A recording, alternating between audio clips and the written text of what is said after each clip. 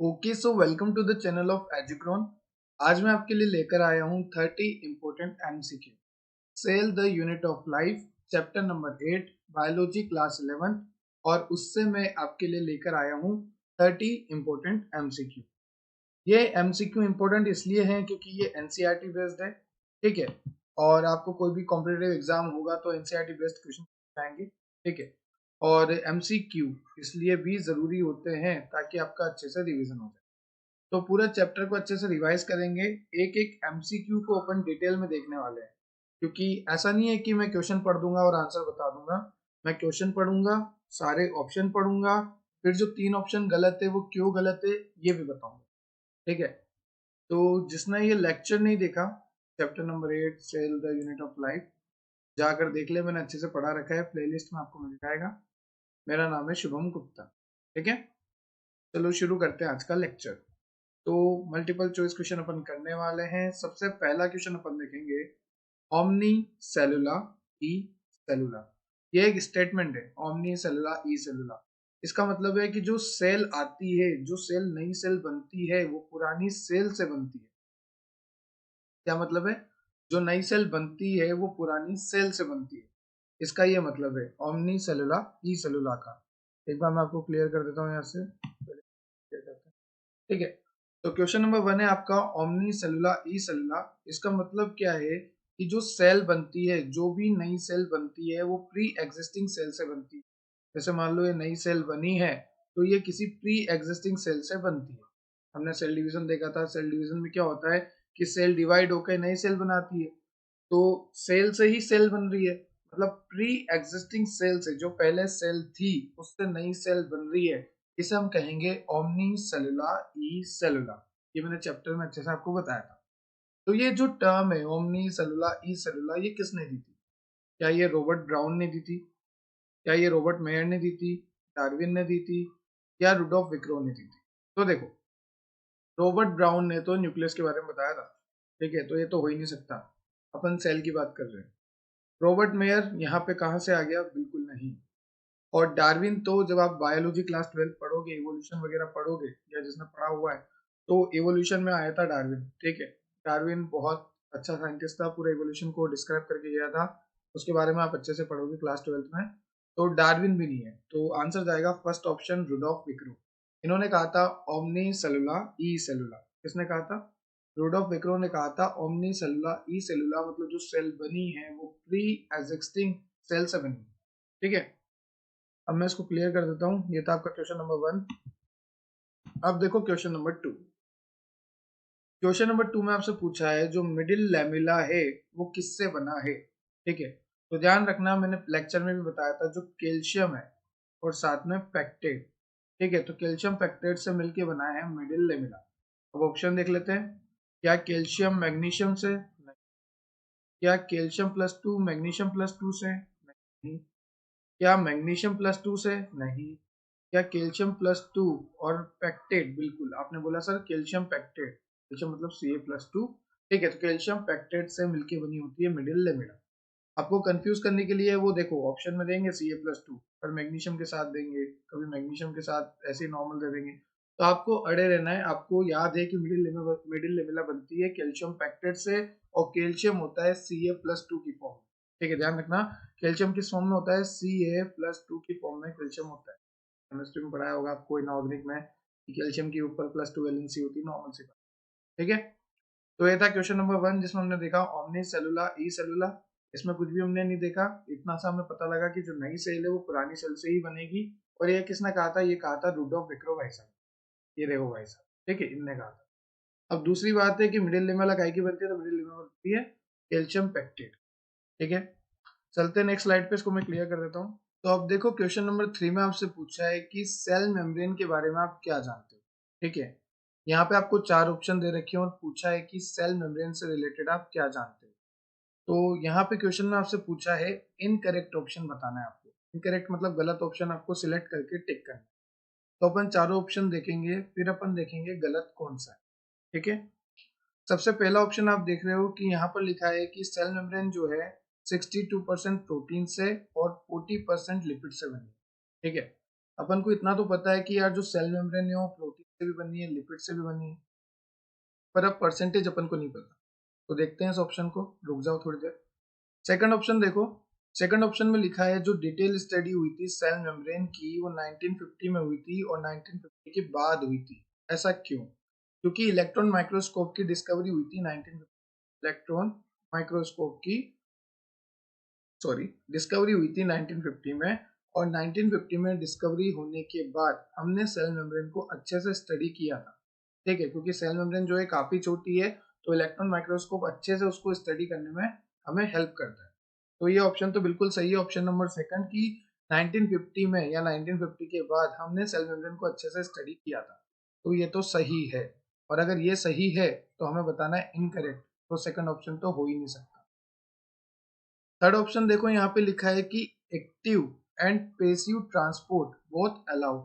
जो हमारी cell membrane होती है, जैसे ये हमारी सेल है, ठीक है, ये न्यूक्लियस है, ये चारों तरफ जो सेल मेम्ब्रेन है। अब यहाँ पे लिखा है कि सेल मेम्ब्रेन में एक्टिव ट्रांसपोर्ट भी होता है, पेसिव ट्रांसपोर्ट भी होता है। मैंने आपको लास्ट लेक्चर में बताया कि एक्टिव ट्रांसपोर्ट का मतलब होता है एटीपी कंज्यूमिंग, मतलब एटीपी को खर्च करके हम जो है ट्रांसपोर्ट करें, और पैसिव ट्रांसपोर्ट का मतलब होता है बिना एटीपी को खर्च करे कंसंट्रेशन ग्रेडियंट के साथ। जैसे मान लो इधर ज्यादा है और इधर कम है, तो ज्यादा से कम की तरफ अपने आप मॉलिक्यूल ट्रांसफर होना स्टार्ट हो जाते हैं। तो यहाँ पे आपको बोला है कि active and passive transport both allowed by cell membrane. तो ये बात बिल्कुल सही है, जो हमारी सेल मेम्ब्रेन है उसमें एक्टिव ट्रांसपोर्ट भी होता है, मतलब एटीपी के साथ वाला भी, और एक पैसिव ट्रांसपोर्ट भी होता है, मतलब बिना एटीपी खर्च करे, बिना एटीपी खर्च करे हम ट्रांसपोर्ट कर सकते हैं मॉलिक्यूल का। तो सी ऑप्शन भी बिल्कुल सही है, तो ये भी आंसर नहीं हो सकता, ये भी नहीं हो सकता। क्यों? क्योंकि आपको पूछा है इनकरेक्ट। अगला ऑप्शन देखते हैं, यहाँ पर लिखा है कि फ्लूइड मोज़ेक मॉडल जो है 1972 में दिया था। तो देखो, जो फ्लूइड मोज़ेक मॉडल है ये दिया था सिंगर एंड निकोलसन 1972 में। ठीक है, ये बेस्ड था सेल मेम्ब्रेन पे, quasifluid nature of lipid, enable lateral movement of protein. तो ये सब हमने सेल मेम्ब्रेन के बारे में लास्ट लेक्चर में भी देखा था। अब सर आपने तो बोल दिया सारे ही सही हैं, तो फिर गलत कौन? तो देखो, पहले मैं इसको क्लियर कर देता हूँ, फिर आपको समझाता हूँ। यहाँ पे मैंने बोला कि फ्लूइड मोज़ेक मॉडल 1972 में दिया था, बिल्कुल सही। उससे पहले मैंने बोला कि एक्टिव और पैसिव ट्रांसपोर्ट दोनों होते हैं सेल मेम्ब्रेन में, बिल्कुल सही। डिटेल स्टडी जो है सेल मेम्ब्रेन की 1950 के बाद हुई थी, क्योंकि 1950 में इलेक्ट्रॉन माइक्रोस्कोप की डिस्कवरी हुई थी, ये भी सही। हमें पता है कि सेल मेम्ब्रेन में प्रोटीन भी होता है, लिपिड भी होता है, पर दिक्कत क्या है कि यहाँ पे दे रखा है 62% प्रोटीन, जबकि 52% प्रोटीन ही होता है। कितना परसेंट? 52% प्रोटीन होता है, ये बात ध्यान रखना। ठीक है, सिर्फ और सिर्फ 52% प्रोटीन होता है, हमें यहाँ दे रखा है 62, जो कि गलत है। तो पहला ऑप्शन ही इनकरेक्ट है, अगर मैं परसेंटेज के हिसाब से देखूँ तो थर्ड का आंसर जाएगा ऑप्शन नंबर ए। काफी ज्यादा इंपॉर्टेंट क्वेश्चन है ये क्वेश्चन, सेल मेम्ब्रेन को अच्छे से डिफाइन भी कर देता है और कंसेप्ट क्लियर भी कर देता है। चलो नेक्स्ट क्वेश्चन पे चलते हैं। नेक्स्ट क्वेश्चन में आपसे पूछा है, क्वेश्चन नंबर 4 में, एक सेकंड मेरा मार्कर ले मैं। क्वेश्चन नंबर 4 में आपसे पूछा है कि एंडो मेम्ब्रेन सिस्टम के बारे में आप क्या जानते हो। ठीक है, तो मैं कलर चेंज कर लेता हूँ, एक सेकंड। तो ध्यान रखना, एंडो मेम्ब्रेन सिस्टम में क्या क्या होता है। ईआर होता है, एंडोप्लाज्मिक रेटिकुलम होता है, मतलब, ठीक है। लाइजोसोम होता है, ठीक है। साथ में वैक्यूल होता है, वैक्यूल होता है, और साथ में गोल्जी अपरेटस होता है। ये चार चीजें हमारे एंडो मेम्ब्रेन सिस्टम को बनाती है। कौन कौन सी? Endoplasmic reticulum, lysosome, vacuole, Golgi apparatus. अब अपन चारों ऑप्शन देखेंगे। आपको यहाँ पे पूछा है कि एंडो मेम्ब्रेन सिस्टम में क्या इंक्लूड नहीं होता। तो हमें पता है क्या क्या इंक्लूड होता है। ईआर होता है, लाइसोसोम होता है, वैक्यूल होता है, गोल्जी अपरेटस होता है। और इसके अलावा अगर कोई ऑप्शन में होगा तो वो आंसर होगा हमारा, क्योंकि हमें पूछा है क्या इंक्लूड नहीं होता है। तो देखो, सबसे पहला ऑप्शन यहाँ पे दे रखा है ईआर होता है, लाइसोसोम होता है, वैक्यूल होता है, गोल्जी अपरेटस होता है। ईआर होता है, वैक्यूल होता है, गोल्जी अपरेटस होता है, लाइसोसोम होता है, ये सारे तो होते हैं। क्या मैंने कहीं भी राइबोसोम की बात करी? नहीं। तो आंसर जाएगा ऑप्शन नंबर डी, क्योंकि राइबोसोम इंक्लूड नहीं होता हमारे एंडोमेम्ब्रेन सिस्टम में। क्लियर है? इसको मैं क्लियर कर देता हूँ, फिर आगे चलता हूँ। ठीक है, ये स्लाइड हमें क्लियर है। नेक्स्ट स्लाइड पे चलते हैं। यहाँ पे आपको पूछा है चूज इनकरेक्ट ऑप्शन। ठीक है, एक बार सारे ऑप्शन देख लेते हैं और उससे पहले कलर चेंज। तो ऑप्शन आपको दे रखे हैं और आपको पूछा है कि इनकरेक्ट, मतलब आपको गलत सिलेक्ट करके बताना है कि इनमें से गलत कौन सा है। तो अपन चारों ऑप्शन पढ़ेंगे फिर सिलेक्ट करेंगे। देखो,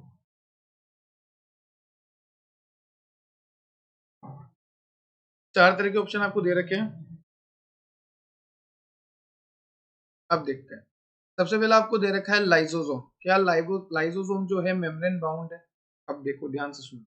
मैंने आपको लेक्चर में बताया था कि तीन ऑर्गेनल ऐसे हैं, R, P, C, ribosome, basal body और सेंट्रियोल। ये तीन ऐसे हैं जो कि मेम्ब्रेन लेस होते हैं, जिनके ऊपर मेम्ब्रेन नहीं होती।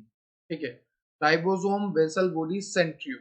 ध्यान रखना, राइबोसोम, वेसल बॉडी, सेंट्रियोल के ऊपर मेम्ब्रेन नहीं होती। तो यहाँ पे पहला ऑप्शन दे रखा है लाइसोसोम के ऊपर मेम्ब्रेन होती है। बिल्कुल होती है, क्योंकि हमें पता है कि ना लाइसोसोम इसमें ये है, ना ये है, या ना ये है। क्योंकि मेम्ब्रेन ना होना तो सिर्फ तीन में ही है, राइबोसोम, वेसल बॉडी, सेंट्रियोल। तो लाइसोसोम में तो मेम्ब्रेन होगी। तो पहला ऑप्शन तो सही है। दूसरा है कि रफ एंडोप्लाज्मिक रेटिकुलम प्रोटीन बनाता है। ये भी हमने लास्ट लेक्चर में देखा था कि रफ एंडोप्लाज्मिक रेटिकुलम क्या होता है। सबसे पहली बात तो जैसे मान लो ये एंडोप्लाज्मिक रेटिकुलम, ठीक है, अब इसके ऊपर जो है राइबोसोम आके इस तरह से अटैच हो, तो ये वाला जो हो गया रफ हो गया। अगर राइबोसोम आके अटैच हो गए एंडोप्लाज्मिक रेटिकुलम पे, तो उसे हम कहेंगे रफ एंडोप्लाज्मिक रेटिकुलम। और अटैच कौन हुआ है? राइबोसोम महाराज आके अटैच हुआ है। और राइबोसोम का काम क्या होता है? Protein synthesis. तो रफ एंडोप्लाज्मिक रेटिकुलम क्या करेगा? प्रोटीन सिंथेसिस करेगा। तो ये ऑप्शन भी बिल्कुल सही है। अगला ऑप्शन आपको दे रखा है कि आप वैक्यूल जो है ऑक्यूपाई करता है 80% ऑफ सेल। इसको अपन अच्छे से देखते हैं, पहले मैं क्लियर करता हूँ। देखो, इस ऑप्शन में आपको बोला है, जैसे मान लो ये है आपकी सेल। अब आपको बोला है कि वैक्यूल ने क्या 80% एरिया कवर कर लिया? नहीं, बिल्कुल गलत बात है। वैक्यूल करता है पर 60% एरिया ही कवर करता है सेल का। ठीक है, तो आपको पूछा था, इनकरेक्ट आंसर जाएगा ऑप्शन नंबर सी। ठीक, और स्मूथ वाला जो है लिपिड सिंथेसिस करता है। जो स्मूथ एंडोप्लाज्मिक रेटिकुलम है वो लिपिड बनाता है, जो रफ एंडोप्लाज्मिक रेटिकुलम है वो प्रोटीन बनाता है। ये दोनों ऑप्शन सही है। तो गलत क्या हुआ? वैक्यूल वाला। वैक्यूल जो है 60% ही कवर करता है और यहाँ पे 80 लिखा है, जो कि गलत है। तो सी ऑप्शन जो है गलत है। आंसर आ गया ऑप्शन सी। नेक्स्ट क्वेश्चन देखते हैं, उससे पहले क्लियर कर देता हूं मैं।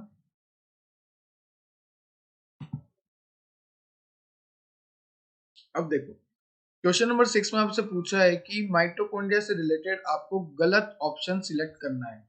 अब मैंने ज्यादातर गलत ऑप्शन सिलेक्ट करने का क्यों बोला?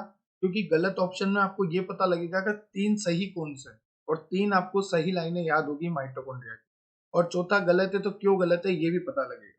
ठीक है, तो अपन देखते हैं। सबसे पहला ऑप्शन दे रखा है, मैट्रिक्स में जो होता है माइटोकॉन्ड्रिया के, डबल स्टैंडर्ड सर्कुलर डीएनए होता है। ठीक है, दूसरा ऑप्शन दे रखा है, क्या माइटोकॉन्ड्रिया में 70 एज राइबोसोम होते हैं? जबकि अपन को पता है कि 70 एज तो प्रोकैरियोट में होते हैं। फिर आपसे पूछा है क्या माइटोकॉन्ड्रिया में, हमारे माइटोकॉन्ड्रिया में भी 70 एज राइबोसोम होते हैं? बिल्कुल होते हैं। मैंने आपको जब राइबोसोम पढ़ाया था तो वहां पे मैंने बताया था कि हमारे अंदर होते हैं 80 एज, और जो प्रोकैरियोट होते हैं उनके अंदर होते हैं 70 एज। फिर मैंने आपको बोला था कि हमारे यूकैरियोट्स में भी कहीं पे 70s मिलता है, जिसका आंसर है माइटोकॉन्ड्रिया। तो ये ऑप्शन तो बिल्कुल सही है। तो ये सही है। आपसे पूछा है गलत कौन सा है। ठीक है, क्या माइटोकॉन्ड्रिया सॉसेज शेप होता है? ये भी बिल्कुल सही है, माइटोकॉन्ड्रिया में सॉसेज शेप होती है। ठीक है, क्या माइटोकॉन्ड्रिया डबल सिंगल मेम्ब्रेन होता है? नहीं, ये ऑप्शन बिल्कुल गलत है। माइटोकॉन्ड्रिया सिंगल मेम्ब्रेन नहीं होता, माइटोकॉन्ड्रिया डबल मेम्ब्रेन होता है। ठीक है, तो ये ऑप्शन गलत हो गया। सर कैसे याद रखिए कौन सिंगल मेम्ब्रेन, कौन डबल मेम्ब्रेन, कौन मेम्ब्रेन लेस? क्योंकि हर किसी को तो याद कर नहीं सकते हम। तो देखो, एक ट्रिक बताता हूं मैं इसको क्लियर करके। सबसे पहले इसका आंसर बता दूं मैं आपको। इसका आंसर सिंपल सा हो गया, सिंगल मेम्ब्रेन होता ही नहीं है। तो आपको पूछा था इनकरेक्ट, तो आ गया इनकरेक्ट ऑप्शन नंबर 4। अब देखो, एक ट्रिक ध्यान रखना। R, B, C, ribosome, basal body, centriole, ये तो हो गए मेम्ब्रेन लेस, इसमें मेम्ब्रेन नहीं होती। ठीक है, एम, एन, सी, माइटोकॉन्ड्रिया, न्यूक्लियस, क्लोरोप्लास्ट, ये होते हैं डबल मेम्ब्रेन। कैसे होते हैं? Double membrane. तो कोई भी पूछे double membrane, mitochondria, nucleus, chloroplast. क्या बोलोगे? Mitochondria, nucleus, chloroplast. ये कैसे होते हैं? Double membrane. और जबकि यहाँ पे आपको लिखा हुआ है कि माइटोकॉन्ड्रिया जो है सिंगल है यहाँ पर, तो इसलिए ये ऑप्शन गलत है, क्योंकि सिंगल तो होते ही नहीं है। माइटोकॉन्ड्रिया तो हमने देखा डबल मेम्ब्रेन होता है। Mitochondria, nucleus, chloroplast double membrane, ribosome, basal body, centriole, membrane less, और बाकी सारे सिंगल। डबल कौन से हो गए? Mitochondria, nucleus, chloroplast. Membrane less कौन से हो गए? Ribosome, basal body, centriole. और जो बच्चे वो सारे सिंगल मेम्ब्रेन, जैसे लाइसोसोम। और ऊपर मैंने आपको बताया मेम्ब्रेन बाउंड। तो ये था क्वेश्चन नंबर 5th और 6th। चलते हैं नेक्स्ट स्लाइड पे।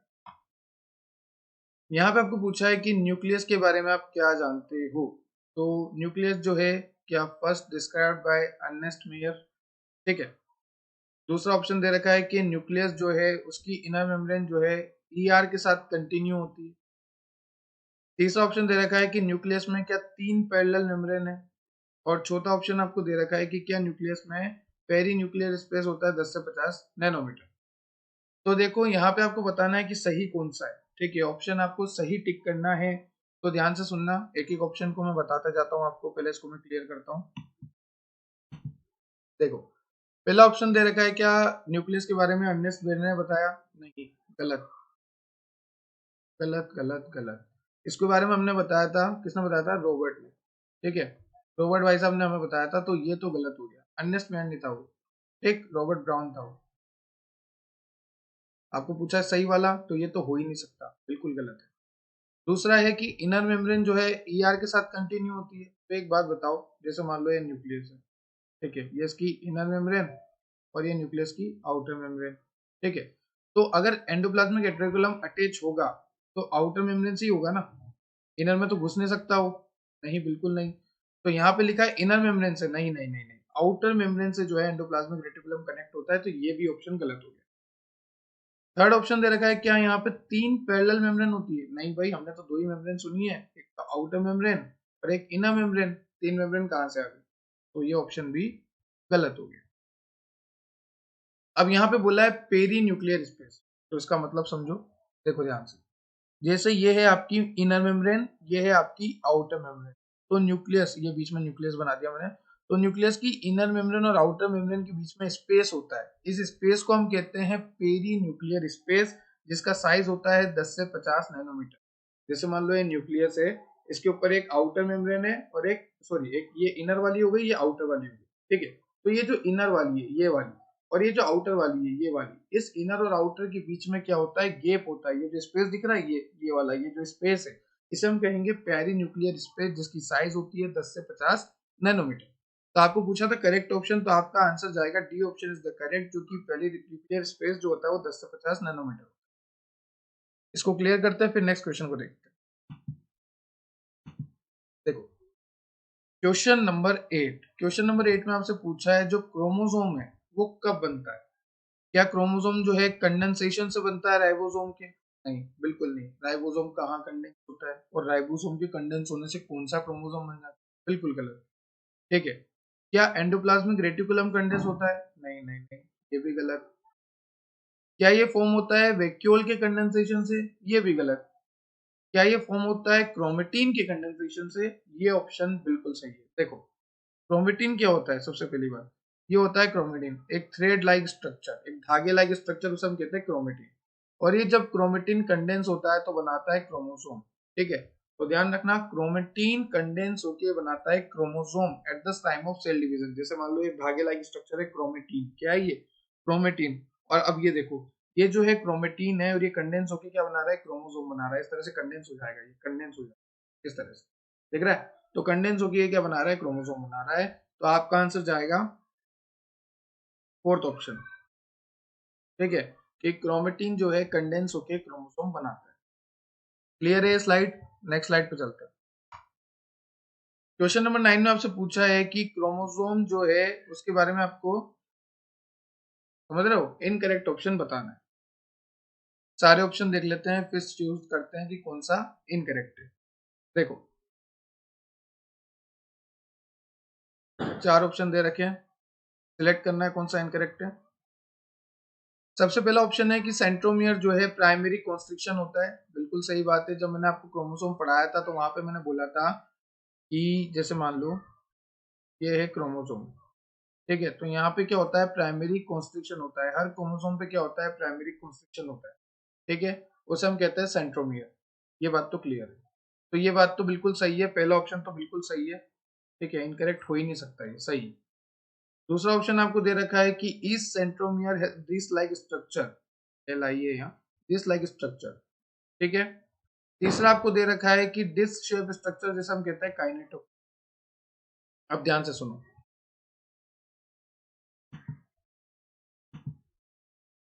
यहाँ पे आपको क्या बोला है कि सेंट्रोमियर जो होता है प्राइमरी कॉन्स्ट्रिक्शन होता है, जैसे ये राइबोसोम है। ठीक है, यहाँ पे जो ये सेंट्रोमियर है, ये क्या है, प्राइमरी कॉन्स्ट्रिक्शन। इस प्राइमरी कॉन्स्ट्रिक्शन को ही हम सेंट्रोमियर कहते हैं। ये ऑप्शन बिल्कुल सही है, तो पहला तो सही है। ठीक, दूसरा आपको बोला है कि each centromere has this shape like structure. जो हमारा सेंट्रोमियर है, इसके पास क्या होता है, डिस्क शेप लाइक स्ट्रक्चर होती है।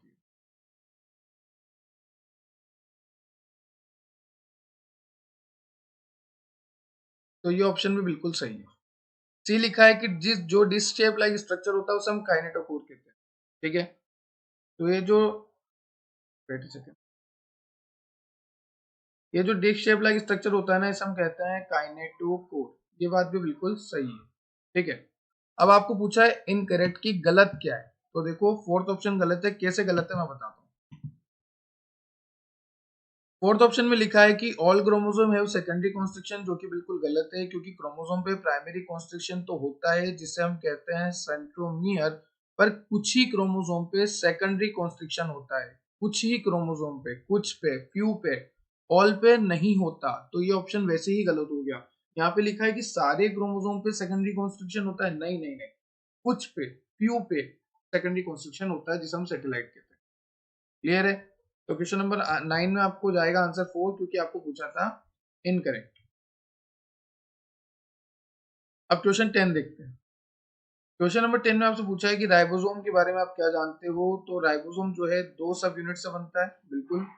जैसे मान लो 70S राइबोसोम है, 80S राइबोसोम है, तो 70 वाला बनता है 50-30, 80 वाला बनता है 60-40। राइबोसोम जो है पोलीसोम बनाता है, बिल्कुल बनाता है। मेनी अटैच टू एमआरएनए, बिल्कुल।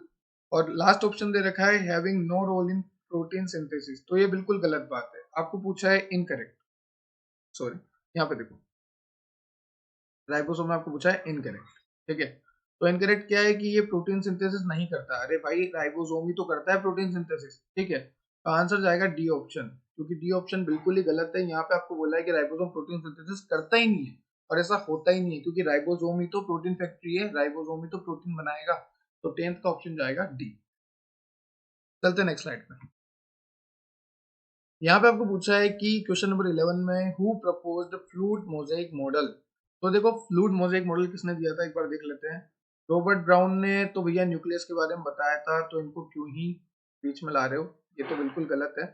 ठीक है, इससे पहले देखते हैं शिल्डन एंड श्वान। तो ये भैया इन्होंने तो सेल थ्योरी दी थी, तो इनको भी बीच में मत लाओ, ये भी गलत है। आपको पूछा है फ्लूइड मोज़ेक मॉडल, तो ये बात ध्यान होनी चाहिए कि फ्लूइड मोज़ेक मॉडल जो है सेल मेम्ब्रेन से रिलेटेड है, और ये दिया था सिंगर एंड निकोलसन ने। ये रहे भैया, सिंगर ने और निकोलसन ने, दोनों ने दिया था 1972 में। तो आंसर जाएगा ऑप्शन नंबर सी के सिंगर और निकोलसन ने फ्लूइड मोज़ेक मॉडल दिया था 1972 में। अब चलते हैं क्वेश्चन नंबर 12 पे। क्वेश्चन नंबर 12 में आपको पूछा है कि टोनोप्लास्ट के बारे में आप क्या जानते हो। तो आपको एक बात मैंने बताई थी, जो वैक्यूल होता है हमारा, ठीक है, जैसे मान लो ये सेल है हमारी, और ये है वैक्यूल, जो कि 60% सेल का एरिया कवर करता है। ठीक है, तो ये वैक्यूल के ऊपर, वेट अ सेकेंड, आपको बता देता हूँ। कलर कलर, अब देखो, ये वैक्यूल के ऊपर एक लेयर होती है, वैक्यूल की ही लेयर होती है, इसको हम कहते हैं टोनोप्लास्ट। क्या कहते हैं, टोनोप्लास्ट। तो आपको पूछा व्हाट इज टोनोप्लास्ट, तो थर्ड ऑप्शन देखो, मेम्ब्रेन बाउंड्री ऑफ वैक्यूल। बिल्कुल सही बात है, वैक्यूल की ही मेम्ब्रेन बाउंड्री। ठीक है, तो जहां भी टोनोप्लास्ट दिख जाए, आपको बस वैक्यूल के साथ ही जाना है।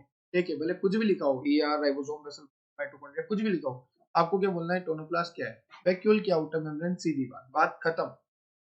अब देखो, आपको घुमाने के लिए क्या क्या लिखा है। सबसे पहला ऑप्शन दे रखा है यहाँ पे, आउटर मेम्ब्रेन ऑफ माइटोकॉन्ड्रिया जो कि बिल्कुल गलत।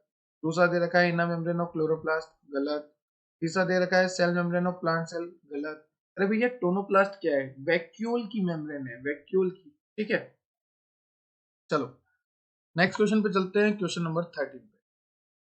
क्वेश्चन नंबर 13 पे आपसे पूछा है एक common characteristics feature of plant sieve tube and most of mammalian RBC. तो देखो मार्कर का कलर चेंज कर देता हूँ। अब आपको क्वेश्चन समझाता हूँ।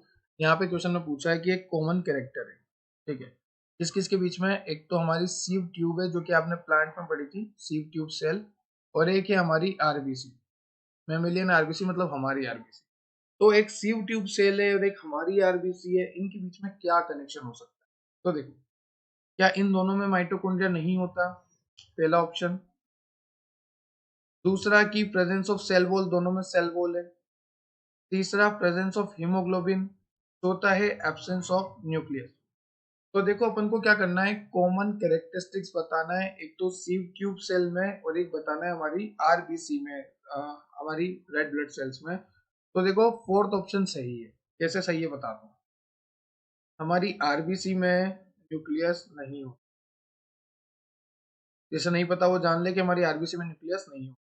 और दूसरी बात, जो सीव ट्यूब सेल है उसमें भी न्यूक्लियस नहीं होता, ठीक है।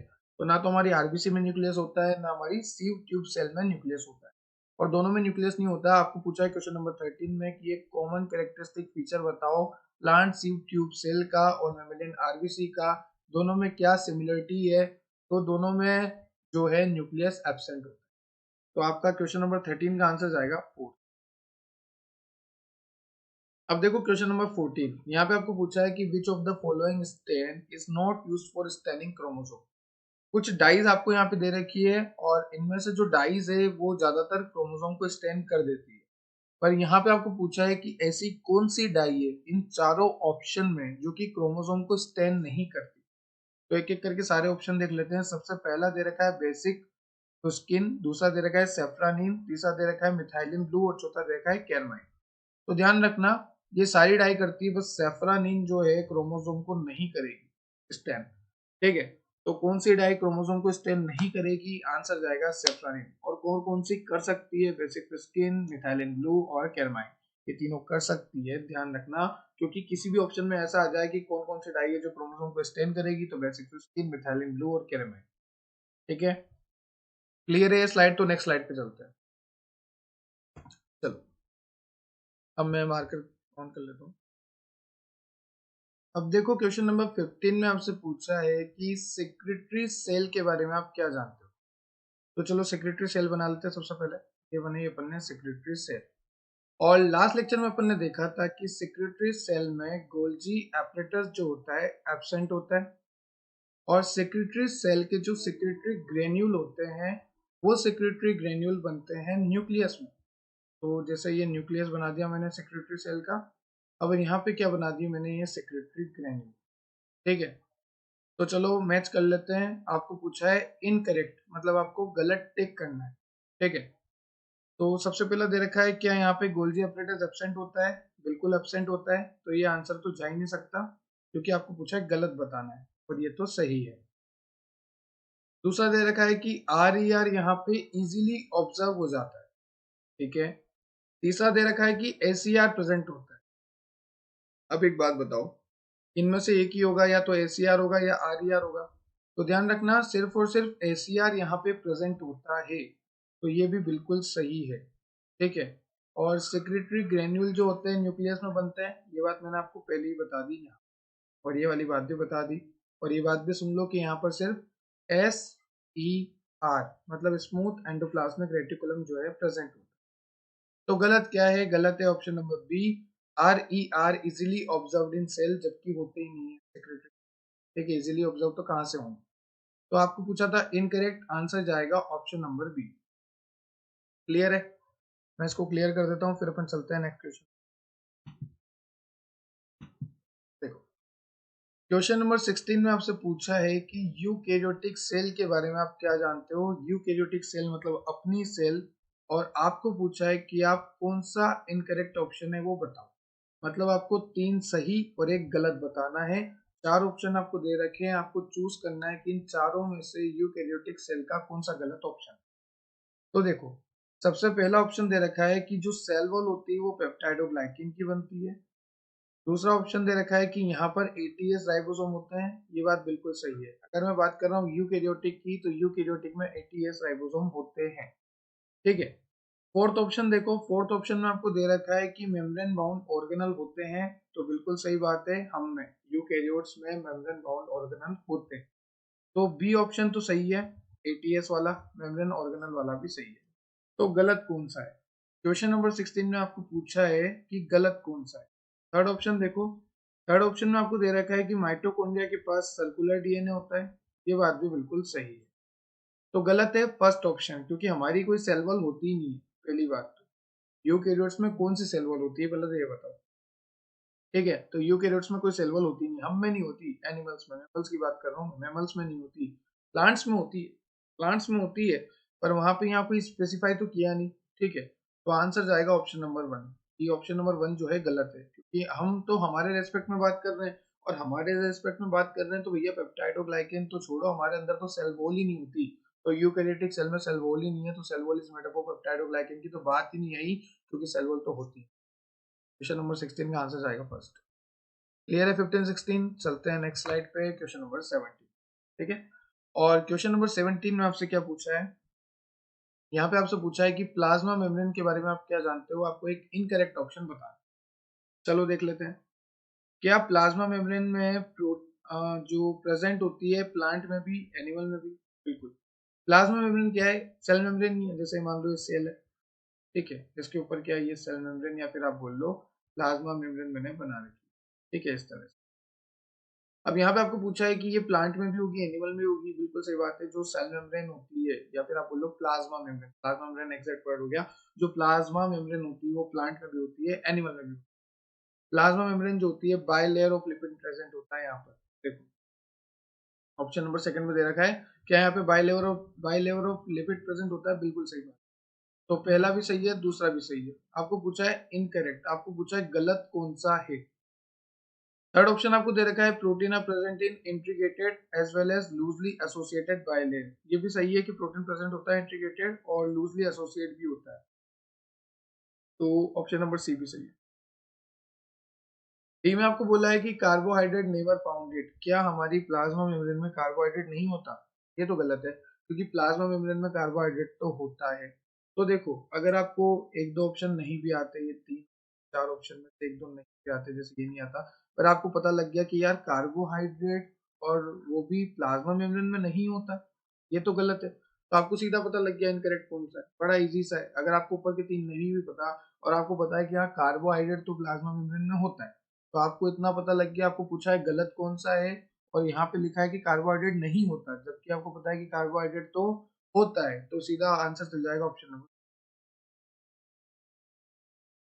अब देखो, क्वेश्चन नंबर 18 काफी इजी क्वेश्चन है। यहाँ पे आपको पूछा है कि सेल थ्योरी किसने दी।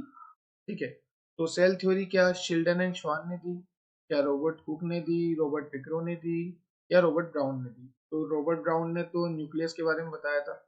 ठीक है, पिक्रो ने ओमनी सेलुला ई सेलुला बोला था। हुक की बात हो नहीं रही, आंसर जाएगा शिल्डन एंड श्वान। सेल थ्योरी दी थी शिल्डन एंड श्वान ने। ठीक है, और इसको मॉडिफाइड किया था हमारे रूडोल्फ विक्रो भाई साहब ने। इन्होंने बोला था ओमनी सेलुला ई सेलुला। तो सेल थ्योरी दी किसने थी? शिल्डन एंड श्वान ने। कोई रूडोल्फ विक्रो मत कर देना, क्योंकि रूडोल्फ विक्रो कब आंसर जाएगा? जब आपको पूछे मॉडिफाइड किसने किया था, तब आंसर जाएगा रूडोल्फ विक्रो। अगर आपको पूछे नॉर्मल की सेल थ्योरी किसने दी, तो वो दी थी शिल्डन एंड श्वान ने। तो एक बार मैं क्लियर कर देता हूँ इसको। तो नॉर्मल सेल थ्योरी किसने दी थी? शिल्डन एंड श्वान ने। ठीक है, अगर आपको मॉडिफाइड पूछता तो आंसर जाता रूट ऑफ विक्रो, पर कब? मॉडिफाइड के केस में। ठीक है, चलते हैं नेक्स्ट स्लाइड पे, क्वेश्चन नंबर 19। आपको यहाँ पे पूछा है कि which of the following represent prokaryotic cell. यहाँ पे कौन सी प्रोकैरियोटिक सेल है? तो देखो, पहला ऑप्शन है पीपीएलओ। ये पीपीएलओ को हम जोकर भी कहते हैं। ठीक है, इस पीपीएलओ को हम माइकोप्लाज्मा भी कहते हैं। तो देखो, सेकंड ऑप्शन भी यही है। तो ये तो प्रोकैरियोट है, बिल्कुल है। माइकोप्लाज्मा भी प्रोकैरियोट है, और बैक्टीरिया भी प्रोकैरियोट है। ठीक है, ये भी प्रोकैरियोट ही है। तो आंसर जाएगा ऑल ऑफ द अबव, क्योंकि सारे ही ऑप्शन है। हमें पूछा था प्रोकैरियोटिक सेल कौन सी है, सारी ही सेल प्रोकैरियोटिक है, पीपीएलओ, माइकोप्लाज्मा, बैक्टीरिया। तो आंसर जाएगा ऑप्शन नंबर 4। ठीक है, अब यहाँ पे आपको पूछा है क्वेश्चन नंबर 20 में कि सोडियम और पोटेशियम के जो पंप होते हैं वो कैसे पंप होते हैं। जैसे मान लो ये सेल है, अब इसमें यहाँ सोडियम पोटेशियम के पंप लगा रखे हैं। ये सोडियम का पंप है, ये पोटेशियम का पंप है। तो जो सोडियम पोटेशियम के पंप होते हैं ये कैसा ट्रांसपोर्ट करते हैं, क्या ये एक्टिव करते हैं, क्या ये पैसिव करते हैं, क्या इनमें ऑस्मोसिस होती है या सिंपल डिफ्यूजन। तो ध्यान रखना, जो सोडियम और पोटेशियम के पंप होते हैं इनों में होता है एक्टिव ट्रांसपोर्ट। ठीक है, एक्टिव ट्रांसपोर्ट मतलब in the presence of ATP, ATP का यूज करके, एटीपी का कंजप्शन करके, यहाँ पर जो है सोडियम, 3 सोडियम अंदर आता है, 1 पोटेशियम बाहर जाता है, ऐसा कहते हैं। 3 सोडियम 1 पोटेशियम, मतलब सोडियम पोटेशियम जो पंप होता है, जैसे एक ये सोडियम का है, ये पोटेशियम का है, सोडियम अंदर पोटेशियम बाहर। तो ये जो सोडियम पोटेशियम पंप है ये एटीपी की मदद से चलते हैं, और अगर एटीपी की मदद से चलते हैं तो इसको हम बोलेंगे एक्टिव ट्रांसपोर्ट। क्योंकि एक्टिव इसलिए बोल रहे हैं क्योंकि यहाँ पे एटीपी का यूज हो रहा है। क्वेश्चन नंबर 20 हमारा क्लियर हो गया। ठीक है, चलते हैं नेक्स्ट स्लाइड पे। अभी टेंशन मत लो, क्विक रिवीजन दो इन सारे क्वेश्चन। अब देखो, आपको पूछा है रफ एंडोप्लाज्मिक रेटिकुलम में क्या बनता है। तो रफ एंडोप्लाज्मिक रेटिकुलम का मतलब क्या होता है, सबसे पहले तो जैसे मान लो ये एंडोप्लाज्मिक रेटिकुलम। ठीक है, अब मार्कर चेंज करके आता हूँ मैं। अब इस एंडोप्लाज्मिक रेटिकुलम के ऊपर ये राइबोसोम आके अटैच इस तरह से। अब ये राइबोसोम क्या काम करते हैं, राइबोसोम प्रोटीन बनाते हैं, सबको पता है प्रोटीन फैक्ट्री है। तो जब एंडोप्लाज्मिक रेटिकुलम के ऊपर राइबोसोम आके अटैच हो गए तो इसे हम बोलेंगे रफ एंडोप्लाज्मिक रेटिकुलम। और इस रफ एंडोप्लाज्मिक रेटिकुलम का काम होता है प्रोटीन सिंथेसिस। तो आंसर जाएगा फर्स्ट ऑप्शन। लिपिड क्यों नहीं, क्योंकि लिपिड कब आंसर जाता है, जब होता है स्मूथ एंडोप्लाज्मिक रेटिकुलम। देखो ध्यान से सुनो, जब स्मूथ होता है तो आंसर जाता है लिपिड, और अगर रफ है तो आंसर जाएगा प्रोटीन। चलो नेक्स्ट क्वेश्चन देखते हैं, सेल वॉल कहाँ पे मिलती है। क्या एनिमल सेल में सेल वॉल होती है, नहीं भाई, हमारी सेल तो है पर सेल वॉल नहीं है, क्योंकि हम थीन है, डेलिकेट है, पतले हैं। ठीक है, हमारे अंदर सेल मेम्ब्रेन होती है जो कि पतली होती है। अब आप प्लांट को मुक्का मारने जाओ, कहीं भी पेड़ को मुक्का मारने जाना, तो होगा क्या, आपको ही लगेगी, पेड़ को थोड़ी ना लगेगी, क्योंकि पेड़ के ऊपर क्या है, सेल वॉल प्रेजेंट है, और आपके ऊपर क्या है, सेल मेम्ब्रेन प्रेजेंट है। और जो सेल वॉल पेड़ के ऊपर है वो हार्ड है, और जो आपके ऊपर सेल मेम्ब्रेन है वो थीन है, पतली है, डेलिकेट है, लचीली है। तो जब मारोगे तो हार्ड से जब लचीला टकराएगा तो लचीले को ही लगेगी। ठीक है, तो मेरे कहने का मतलब इतना सा है कि cell wall is found in, तो एनिमल में तो नहीं मिलेगी, प्लांट में ही मिलेगी, बस ये बात ध्यान रखना। और यहाँ पे दे रखा है बोथ, क्या प्लांट में भी और एनिमल में भी, नहीं। और फोर्थ ऑप्शन में दे रखा है प्लांट, सेल और बैक्टीरिया, और ये बिल्कुल सही है। देखो, अब होता क्या है, ध्यान से देखना, मैं गलती बताता हूँ। बच्चे क्या करते हैं, सेल वॉल फाउंड इन, अब एनिमल में तो होती नहीं है, बोथ होगा नहीं, तो बच्चे क्या करते हैं, फटाफट टिक कर देते हैं प्लांट के यहाँ, प्लांट में जो है सेल वॉल होती है। अब बच्चे ने क्या नहीं करा, बच्चे ने फोर्थ ऑप्शन नहीं पढ़ा, फोर्थ में दे रखा है प्लांट में भी, बैक्टीरिया में भी, और ये बिल्कुल सही है, ये भी सही है, पर इसके कंपेयर में नहीं। अगर मैं प्रायोरिटी बेस देखूं तो आंसर जाएगा फोर्थ, कि प्लांट में भी, बैक्टीरिया में भी, दोनों में ये सेल फोर्थ। चलते हैं नेक्स्ट स्लाइड पे। क्वेश्चन नंबर 23, और क्वेश्चन नंबर 23 में आपसे पूछा है कि most abundant lipid in cell membrane, हमारी सेल मेम्ब्रेन में सबसे ज्यादा मोस्ट अबंडेंट लिपिड कौन सा है। ठीक है, क्वेश्चन नंबर कौन सा है, ये क्वेश्चन नंबर है आपका 20। तो ध्यान रखना, सीधा सा आंसर है फोस्फोलिपिड, क्योंकि आपने सुना भी ज्यादा यही होगा कि फोस्फोलिपिड, फोस्फोलिपिड सेल मेम्ब्रेन की जहां भी बात आती है हम क्या कहते हैं, फोस्फोलिपिड। तो फोस्फोलिपिड में मोस्ट अबंडेंट जो है हमारा कौन सा लिपिड है, फोस्फोलिपिड है, मोस्ट अबंडेंट है सेल में। सेल मेम्ब्रेन में मोस्ट अबंडेंट लिपिड जो है वो है फोस्फोलिपिड। क्लियर है। क्वेश्चन नंबर 24 आपसे यहाँ पे पूछा है कि SER, स्मूथ एंडोप्लाज्मिक रेटिकुलम, ये क्या बनाता है। क्या ये प्रोटीन बनाता है, क्या ये राइबोसोम बनाता है, क्या ये डीएनए बनाता है। तो देखो, डीएनए तो न्यूक्लियस वुक्लियस का काम है, इसको हटाओ। राइबोसोम क्या ही बनाएगा, ये मजाक चल रहा है। और प्रोटीन तो भैया हमने अभी देखा था, रफ वाला बनाता है, रफ वाला। और यहाँ पे आपको पूछा है स्मूथ वाला, तो ये भी गया। और लिपिड और स्टेरॉइड ये बनाता है स्मूथ। ठीक है, तो आंसर जाएगा स्मूथ एंडोप्लाज्मिक रेटिकुलम जो है बनाता है लिपिड भी बनाता है, स्टेरॉइड भी बनाता है। तो आंसर जाएगा क्वेश्चन नंबर 24। क्लियर है? चलते हैं। कॉन्ट्रेक्टाइल वैक्यूल का फंक्शन पूछा है आपसे क्वेश्चन नंबर 25 में। ठीक है, 25 में आपसे पूछा है कि कॉन्ट्रेक्टाइल वैक्यूल का क्या फंक्शन। तो देखो, क्या उसका काम एक्सक्रीशन का है, एलिमिनेशन का है, गैसेस एक्सचेंज का है, या ऑस्मो रेगुलेशन का है। तो जो कॉन्ट्रेक्टाइल वैक्यूल होता है, मैंने कल भी आपको बताया था, उसका काम होता है ऑस्मो रेगुलेशन का। ठीक है, तो ध्यान रखना, कॉन्ट्रेक्टाइल वैक्यूल का काम है ऑस्मो रेगुलेशन। ठीक है, ये बात क्लियर है?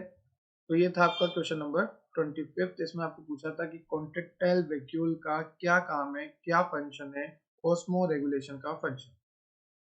अब चलते हैं क्वेश्चन नंबर 26 पे। यहाँ पे आपको पूछा है कि genetic material of prokaryotic cell, उसमें क्या होगा।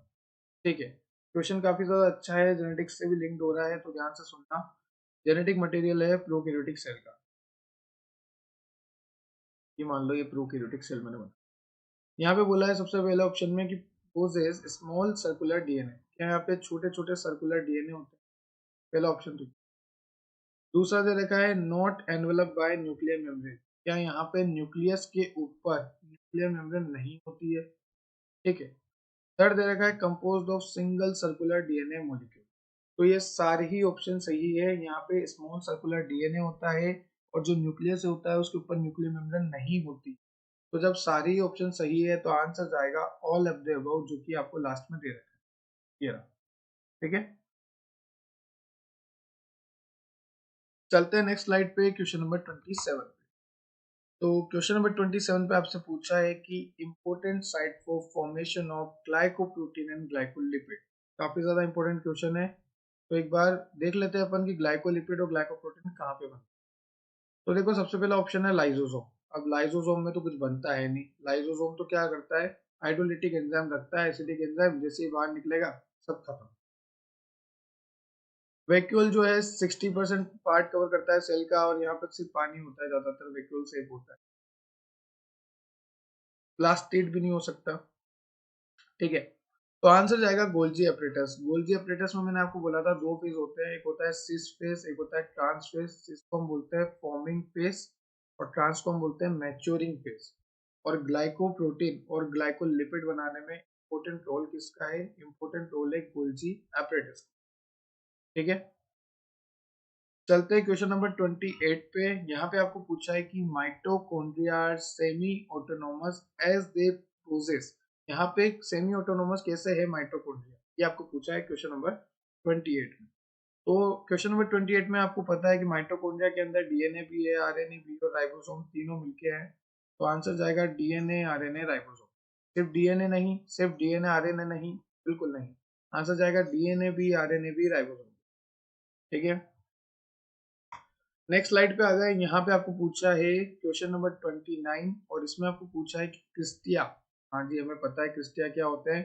क्रिस्टिया जो होती है, एक तो जैसे मान लो ये माइटोकॉन्ड्रिया, तो ये तो होगी आउटर मेम्ब्रेन। ठीक है, और एक होती है इनर मेम्ब्रेन जिसमें फोल्डिंग्स होती है, और ये फोल्डिंग्स को हम क्या कहते हैं, इन फोल्डिंग्स को हम क्रिस्टिया कहते हैं। तो क्रिस्टिया क्या करते हैं, क्या वो सरफेस एरिया को बढ़ाते हैं? बिल्कुल, क्रिस्टिया जो है सरफेस एरिया को बढ़ाते हैं। तो ऑप्शन ए जो है सही है, क्रिस्टिया जो है सरफेस एरिया को बढ़ाते हैं। ये क्वेश्चन नंबर 29 था। अब फाइनल क्वेश्चन देखते हैं, क्वेश्चन नंबर 30। और यहाँ पे आपको पूछा है कि फ्लूइड मोज़ेक मॉडल कौन से ईयर में दिया था। तो सबसे पहली बात, फ्लूइड मोज़ेक मॉडल जो है सेल मेम्ब्रेन पे बेस्ड है, ये दिया था सिंगर एंड निकोलसन ने, और कौन सा ईयर में दिया था, 1972। ठीक है, अब एक क्विक रिवीजन ले लेते हैं इन 30 क्वेश्चंस का। तो देखो, क्वेश्चन नंबर 30 भी हमें क्लियर हो गया कि फ्लूइड मोज़ेक मॉडल जो है 1972 में सिंगर एंड निकोलसन ने दिया था, सेल मेम्ब्रेन के ऊपर ये मॉडल बेस्ड है। लास्ट में मैंने आपको सबकी आंसर की दे रखी है, आप इजीली जो है मैच कर सकते हो इस आंसर की से। अब एक बार हो जाए क्विक रिवीजन। ठीक है, तो सबसे पहला क्वेश्चन था, हमने देखा था ओमनी सेलुला ई सेलुला, ये दिया था रुडॉल्फ विक्रो ने, ये रहा हमारा रुडॉल्फ विक्रो। उसके बाद हमने देखा मिडिल लेमिला, ये बनता था कैल्शियम पेक्टेट से। उसके बाद हमने देखा सेल मेम्ब्रेन वाले में क्या गलती थी, यहाँ पे 52% ही प्रोटीन होना चाहिए। उसके बाद हमने देखा एंडो मेम्ब्रेन में राइबोसोम नहीं होता। उसके बाद हमने देखा इनकरेक्ट ऑप्शन, तो यहाँ पे हमने देखा था कि वैक्यूल जो है 80% नहीं रखता, 60% रखता। उसके बाद माइटोकॉन्ड्रिया से रिलेटेड हमने बात करी, तो ये सिंगल मेम्ब्रेन नहीं होता, आपको पूछा था इनकरेक्ट। अगला ऑप्शन है कि न्यूक्लियस के बारे में आप क्या जानते हो, करेक्ट वाला, तो यहाँ पे 10 से 50 नैनोमीटर की स्पेस होती है। क्रोमोसोम जो है कंडेंसेशन से बनता है क्रोमेटिन के, ये रहा वो ऑप्शन। उसके बाद अपन ने देखा जो क्रोमोसोम है वहां पर ऑल क्रोमोसोम पे नहीं होता, फ्यू क्रोमोसोम पे ही सेकेंडरी कॉन्स्टिट्यूशन। उसके बाद बात करी राइबोसोम की, तो राइबोसोम जो है प्रोटीन सिंथेसिस में प्ले करता है रोल, पर यहाँ पे लिखा है नो रोल, जो कि बिल्कुल गलत है। उसके बाद बात करी कि फ्लूइड मोज़ेक मॉडल किसने प्रपोज किया था, तो आंसर गया था सिंगल निकोलसन। टोनोप्लास्ट क्या है, वैक्यूल की मेम्ब्रेन। कॉमन क्या है सीयू में और हमारी आरबीसी में, तो न्यूक्लियस जो है एब्सेंट होता है दोनों में। उसके बाद बात करी क्रोमोसोम कौन सी डाई से स्टेन नहीं होता, सेफ्रानिन। फिर बात करी सेक्रेटरी सेल में क्या हमें देखने को नहीं मिलता, आरईआर। उसके बाद बात करी यूकैरियोटिक सेल में आप क्या जानते हो, तो हमें पता है कि यूकैरियोटिक सेल में सेल वॉल नहीं होती। उसके बाद बात करी मैंने प्लाज्मा मेम्ब्रेन में, तो प्लाज्मा मेम्ब्रेन जो है उसमें कार्बोहाइड्रेट होता है, पर यहाँ पे लिखा है नेवर फाउंड। सेल थ्योरी किसने दी थी, शिल्डन एंड श्वान ने। तो इस तरह से आप सारा रिवीजन कर सकते हैं, ठीक है। मैंने आपको ये पूरी स्लाइड दिखा दी है और लास्ट में मैंने आपको आंसर की दे दी। आई होप आपको मेरा लेक्चर समझ में आया होगा। Thank you so much, thanks for watching. बने रहिए एजुग्रोन के साथ और शिवम गुप्ता के साथ, तो आपको इसी तरह के लेक्चर वो मिलते रहेंगे। नेक्स्ट लेक्चर अपना बायोमोलिक्यूल का है, तो आपको सारे लेक्चर प्लेलिस्ट में मिल जाएंगे। सबसे पहले मैं लेक्चर करवाता हूँ पूरा वन शॉट में, फिर मैं उसके एमसीक्यू करवाता हूँ इंपॉर्टेंट आंसर की के साथ। Thank you so much, thanks for watching, keep support.